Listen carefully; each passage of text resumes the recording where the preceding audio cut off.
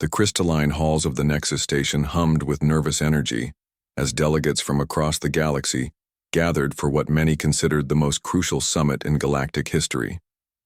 The war between the Zephyrian Empire and the Karathi Federation had raged for 3 solar cycles, consuming entire star systems and threatening to drag every civilized species into its bloody wake. Ambassador Thektar of the Zephyrians clicked his mandibles in satisfaction as he observed the security protocols. Every delegate had been thoroughly scanned. No plasma weapons, no molecular disruptors, no neural scramblers. Even primitive kinetic weapons were forbidden. The summit organizers had been thorough, perhaps paranoid, but Thektar approved. Words would settle this conflict, not violence. Across the vast chamber, Fleet Commander Yixhal of the Karathi Federation flexed her tentacles, impatiently. Her kind preferred swift, decisive action, but she understood the necessity of this gathering. Too many species had already chosen sides or declared neutrality. The galaxy needed unity, not endless warfare. Then the humans arrived. They entered quietly, a small delegation of 3 beings from the relatively young species that had only recently achieved faster-than-light travel. Ambassador Sarah Chen led the group, flanked by her advisors Dr. Marcus Webb and Colonel Jennifer Hayes. No one paid them much attention initially. Humans were newcomers to galactic politics, their military contribution to any conflict negligible. Thektar dismissed them with barely a glance. Humans were curiosities at best, their technology primitive, their ships few in number. What could they possibly contribute to ending a war between galactic superpowers? The opening ceremonies proceeded with traditional formality.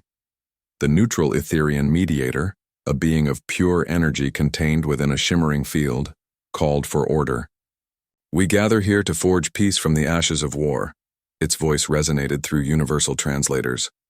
"Let those with solutions speak." For hours, the same tired proposals circulated. Territorial divisions, resource allocations, technological exchanges, all had been attempted before. All had failed. The Zephyrians demanded acknowledgement of their ancient claims to the disputed sectors. The Karathi insisted on reparations for attacks on their colonies. Neither side would yield. Then Ambassador Chen requested permission to speak. "The Terran Confederation recognizes the pain this war has caused," she began, her voice carrying clearly through the chamber despite speaking softly.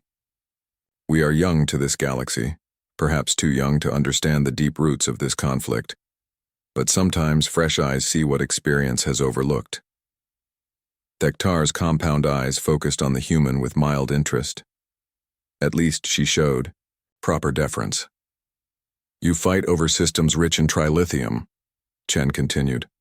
"The Zephyrians claim historical precedent. Their ancestors mined these worlds first. The Karathi claim current necessity. Their expanding population needs these resources. Both claims have merit." Several delegates shifted uncomfortably.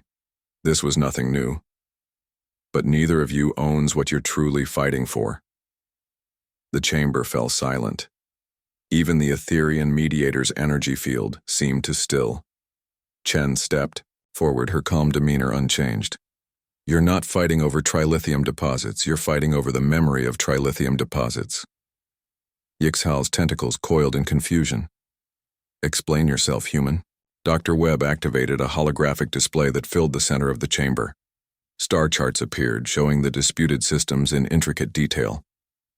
3 solar cycles ago, when this war began, these systems contained the largest known trilithium reserves in the galaxy. Today, after endless mining to fuel your war machines, less than 12% remains. The numbers glowed ominously in the projection. Delegates who had been briefed on outdated intelligence began consulting their data pads frantically. "You've spent more trilithium fighting each other than exists in all the systems you're fighting over," Chen said, her voice never rising but somehow carrying the weight of irrefutable logic. "At current consumption rates, the war will render these systems economically worthless within 2 standard months." Thektar's mandibles clicked rapidly, a sign of distress among his kind. "Impossible.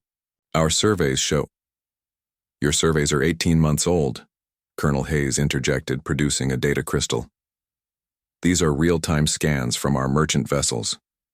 We may not have your military might, but our civilian ships trade in these systems daily. We see what your war fleets overlook. The crystalline chamber erupted in whispers and heated exchanges as delegates absorbed the implications. The war had become self-defeating, consuming the very prize it sought to claim.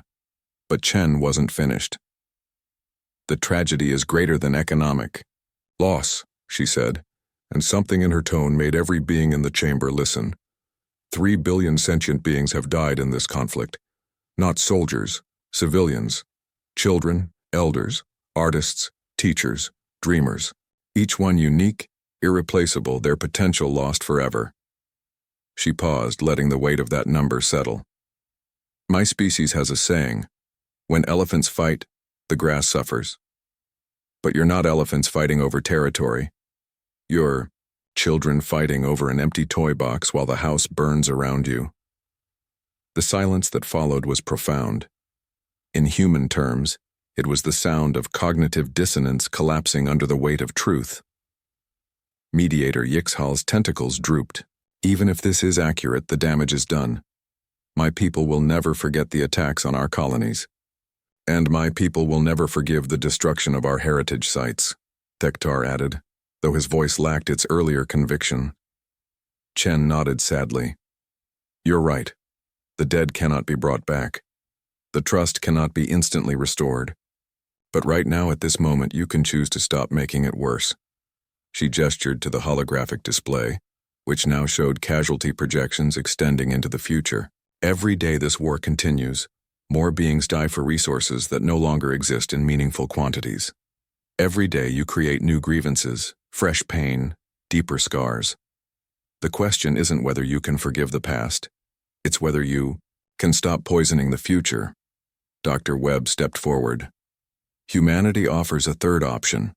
We've identified 12 systems with untapped trilithium reserves larger than what you're fighting over. Our surveys are complete, our data accurate.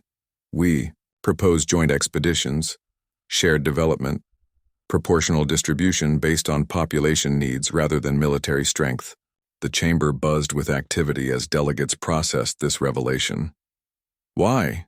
Yixhal asked, her voice heavy with suspicion. What do humans gain from this proposal? Chen smiled, an expression that translated across most galactic species as peaceful intent. Peace. Trade partners instead of war casualties. The chance to learn from civilizations far older and wiser than ours.